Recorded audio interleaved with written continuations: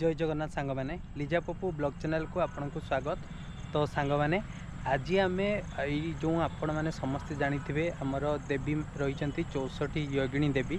तो आम आज भुवनेश्वर एमती गोटे जगह अच्छी से जगार 64 योगिनी देवी को पूजा करा जाए। ठीक अच्छे तो आम आज से जगह को जीवा से पूरा एक्सप्लोर करवा कौन देवी रही कौन जगार अच्छी सबकि वीडियो देखेबी। तो वीडियो को जमा भी मिस करतुनी। तो सांग मैंने जदि आपण मानक आम वीडियो सब भल लगुच प्लीज आम वीडियो को लाइक करेंगे शेयर करेंगे आम चैनल को सब्सक्राइब करने को जमा भी भूलें। तो चलते सांग मैंने वीडियो को स्टार्ट करवा।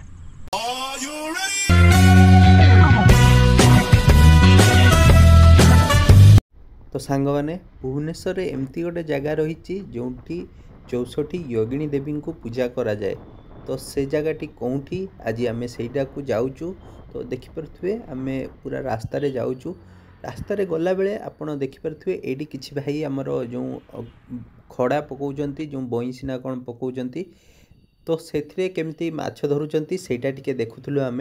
तो देखु भाई जो थप छाड़दे कुआड़े जाए कुआड़े पड़ा देखो से जो पड़ा बहुत दूर रे। तो आउ जड़े भाई देखु सी भी पकाउंट।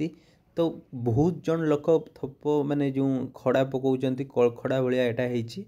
तो ये भी देखो छाटे जो ये देखो छाटिले कुआड़े कुआड़े पड़ा देखा ही गलानी कुआड़े पड़ा। तो देखु सांग मैंने भाईंकर गोटे कौन लगी माछ। तो देखा कौ माछ लगी यहाँ बोधे छोट पोहणा माछ लगी देखिपे। तो सांग मैंने आग को जीवा कहीं ये रही बहुत लेट हो। तो देखिपे आहरी बहुत जन लोक माछ धरुंच मुझे जमी देखा देखिपे। तो सांग मैंने जाऊ जाऊ रास्ता रे देखा पाई गोटे जो महात्मा गांधी चित्र कर पछे सबू आमर देशसेवी जो रही से सब रही। तो तापर किछि बाट गला परे देखिपे मुझे पहुँची जो जगार डायरेक्शन रे मार्क कर 64 योगिनी मंदिर बीरापुर। तो देखिपे पूरा सुनसान जगह नदी कूले कूले आपण को जीवाकू पड़िबो। नदी कूले कूले बरगछ मूले माँ को बासस्थान। तो ये देखिपे पूरा पानी प्रबल जोर चलती कहीं वर्षा होता। तो तापर आम कि बाट जाइलु कि बाट घंच जंगल भाया रही।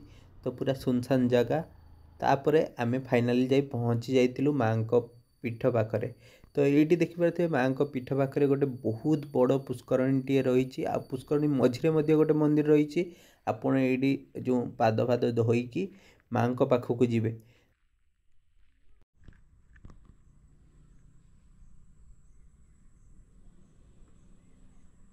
तो जीवा पूर्वर देखिपे ये आम रही गणेश आउ जगन्नाथ तांकर आशीर्वाद नेबे।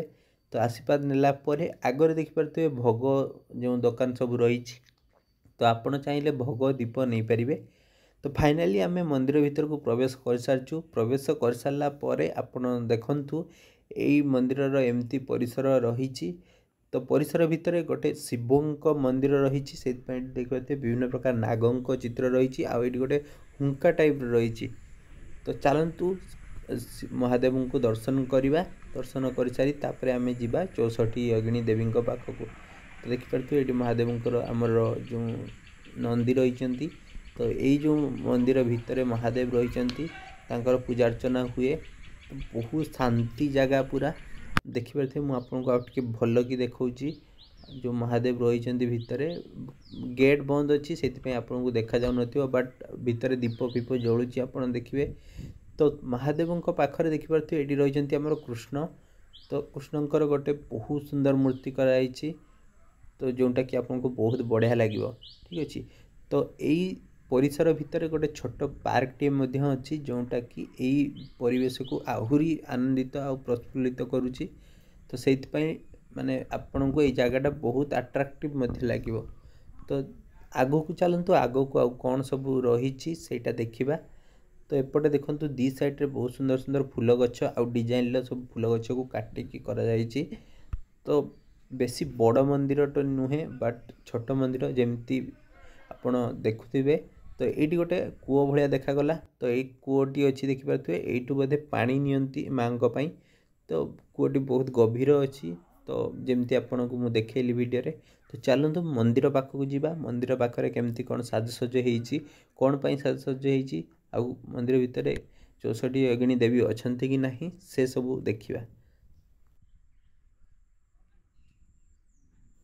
तो सांगवाने देखिपारे एटा हूँ मंदिर बाहर दृश्य जमती आप देखु मंदिर बाहर जो कांथरे विभिन्न प्रकार डिजाइन जो जो देवी चित्र कराई तो बहुत सुंदर सुंदर जो चित्र अंकन कराई तो ये लाइट लगी कहीं ये पूजा स्टार्ट हो गलानी आमर दुर्गा पूजा आसूची से पूजा स्टार्ट हो गलानी कहीं यहाँ तंत्रपीठ तेणु ये आमर जो आगरू टिके पूजा हुए कहीं जो जगार देवी मानक मूर्ति रही है से जगार आगरू पूजा होता है।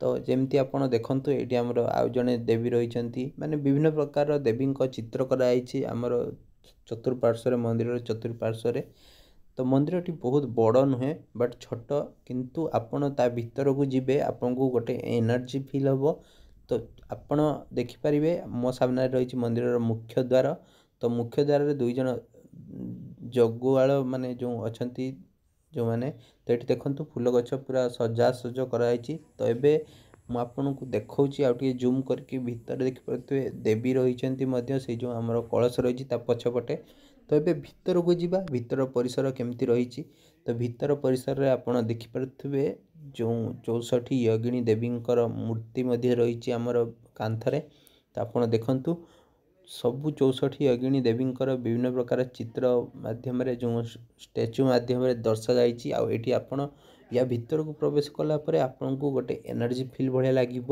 आउ जो से रही पुरोहित सी कहते संध्या बेले हेले आउ टे जोर माने जमती आपन को अधिक माने ये भाया लगे तो सेठू दर्शन सरला ता भितर बेसी वीडियो करा जाए नहीं कहीं से आमको मना कले तो सेठी दर्शन कला कर सारा आम आसी पुणी जो आमर रही गणेश देवता तांकर दर्शन नहीं दर्शन नालापर आम बाहर की आसी तो आसला बाटर देखिपारे जो आपन को कही नदी कूले कूले आम आसी आ पूरा सुनसान जगह बेसी राति जा रहा कथा नुहे जगार से आम जल्दी पलि आसलु जल्दी पलि आसला गोटे ब्रिज भाया देखी से पानी जाऊला बहुत सारा पानी तो जमती आपन को मुझे देखु बहुत सारा पानी जाऊँगी तो से जो भाई मैंने माछ धरुते से मैंने माछ बिक्री करुँच देखिपे माछ केजी अच्छी 180 पूरा सबू खड़ारे पड़ी देखिपे से सब कंटा लगी तो सांग मैंने आशा करुँची आपन को ये वीडियोटी भल लगी जदि भल लगी प्लीज़ वीडियो को लाइक करेंगे शेयर करेंगे धन्यवाद।